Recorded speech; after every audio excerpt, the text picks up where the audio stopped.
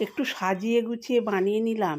এইভাবে বানালে বাচ্চারা খুব পছন্দ করবে আর আনন্দ করে খেয়ে নেবে।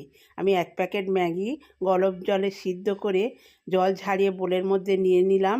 ওর মধ্যে দিয়ে দিলাম গাজর কুচি, আলু কুচি, পেঁয়াজ কুচি, লঙ্কা কুচি, স্বাদ মতো দিয়ে দেব লবণ, হলুদ গুঁড়ো, জিরের গুঁড়ো, গোলমরিচের গুঁড়ো আর 1 প্যাকেট ম্যাগি মশলা দিয়ে দিলাম। 2টো ডিম নিয়েছি, একটা ডিমের সাদা অংশ দিয়ে কুসুমটা রেখে দিলাম আর একটা ডিম দিয়ে ভালো করে মাখিয়ে নেব। কড়ার মধ্যে তেল বসিয়ে দিয়েছিলাম, তেলটা গরম হয়ে গেছে। এবার ওটা দিয়ে আমি একটু সমান করে মাঝখানে কুসুমটা দিয়ে দেব। আর এখানে টমেটো আর ক্যাপসিকাম কুচি নিয়েছিলাম, ভালো করে সুন্দর করে সাজিয়ে দিলাম। তলাটা আমার হয়ে গেছে, এবারে একটা প্লেটের মধ্যে নিয়ে এইভাবে উল্টে দেব। ব্যাস রেডি হয়ে গেল। হেভি টেস্টি, একবার বাচ্চাদের বানিয়ে দেবেন,